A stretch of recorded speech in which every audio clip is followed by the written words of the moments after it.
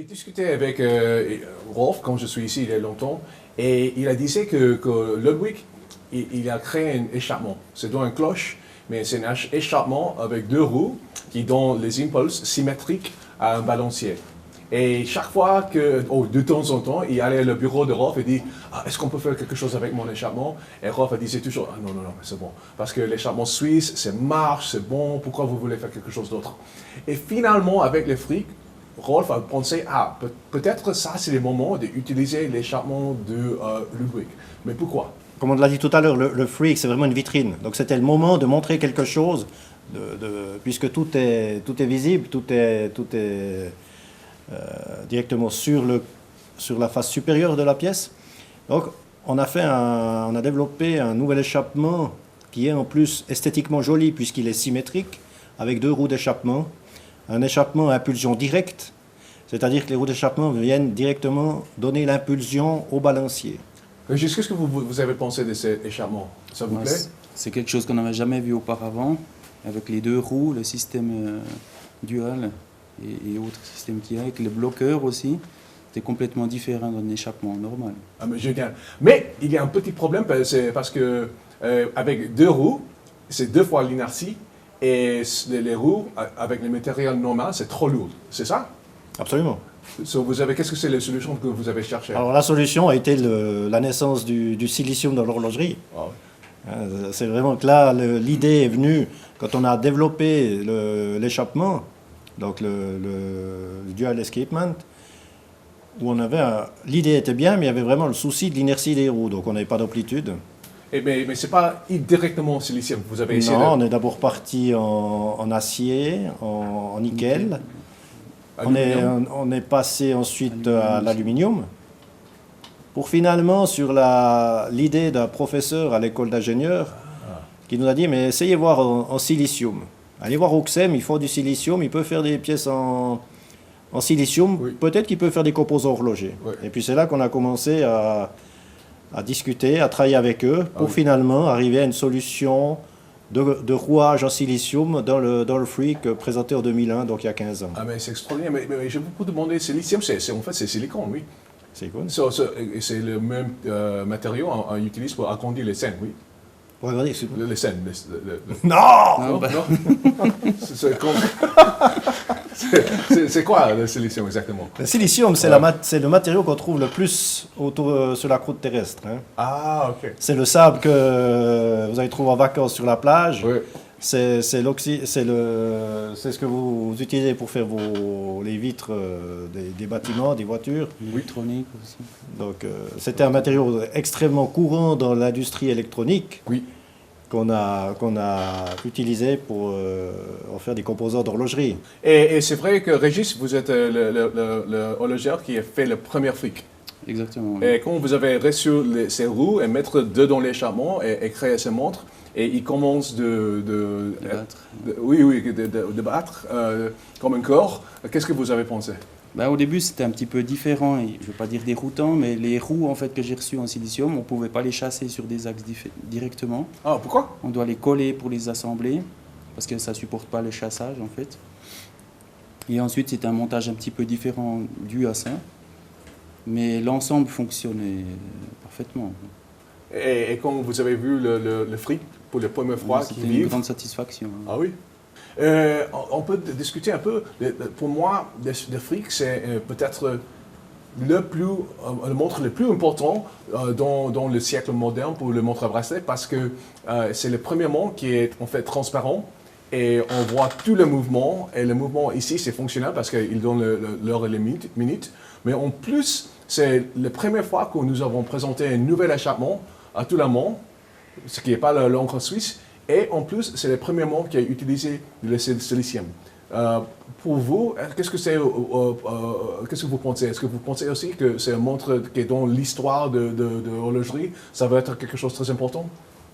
Moi, je pense que c'est une montre qui est iconique et qui doit venir vraiment l'icône Ulysse Nardin pour l'avenir. C'est une montre, c'est une pierre qui a été posée dans l'histoire d'Ulysse Nardin et qui va rester dans l'histoire dont on va continuer de parler et sur laquelle on va construire aussi l'avenir. Oui. Et pour vous, Régis? C'est vrai que c'est une montre qui ne se voit pas ailleurs, donc forcément, on la reconnaît tout de suite quand on en voit une, on sait que c'est une Ulysse Nardin. Discuter un peu l'évolution de l'Afrique à ce moment-là. Parce que nous avons commencé avec une qui est avec le chaman dual direct qui vient aller au 21,600 vibrations per hour. Et then la prochaine, c'est 4 Hz. Et après, je pense que vous avez fait des choses, améliorer la performance de l'Afrique.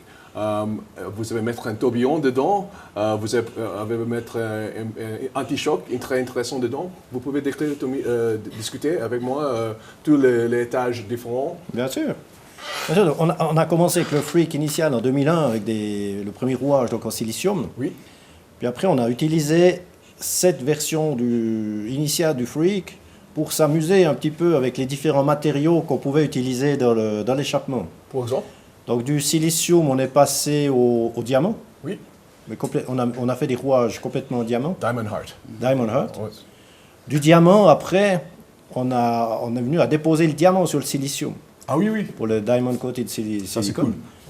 Hein, donc, on a silicium, diamant sur silicium. Et puis ensuite, on a fait des évolutions plus au niveau de la construction du produit, où justement, on est venu adjoindre un tourbillon, qui était aussi pour la manufacture la première fois qu'on développait vraiment un tourbillon depuis la reprise par M. Schneider, où on faisait vraiment dans la manufacture un tourbillon, qui a été depuis repris. Mais c'était à nouveau la vitrine de l'évolution pour Ulysse Nardin, de ramener une nouveauté, et bien on la monte dans le Freak. Ensuite, on a développé sur les anti-chocs. Les anti-chocs pour toujours essayer d'être mieux, plus simple. Hein, donc on a présenté l'Ulychoc en 2015,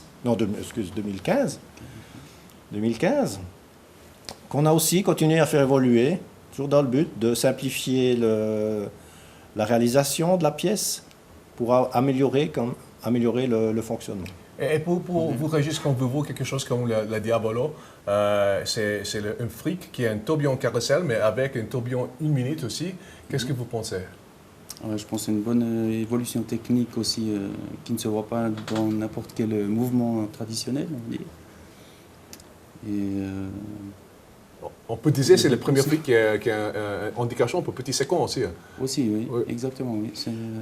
Mais dans toute la saga du Freak, ces 15 dernières années, je pense qu'il y a aussi un point, une pierre blanche importante à mettre, qui était en 2007, la première Innovision, Ah oui. où on a utilisé à nouveau le Freak comme vitrine.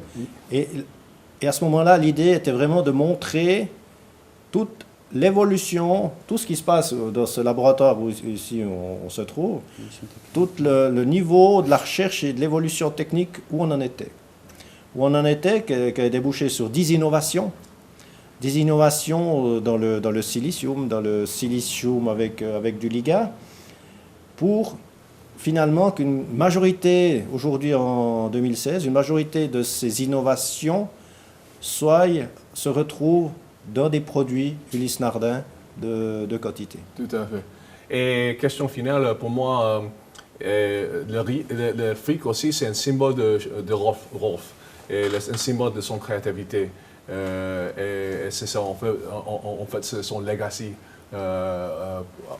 C'est ce qui a donné l'industrie de l'horlogerie. Est-ce que vous êtes d'accord avec moi?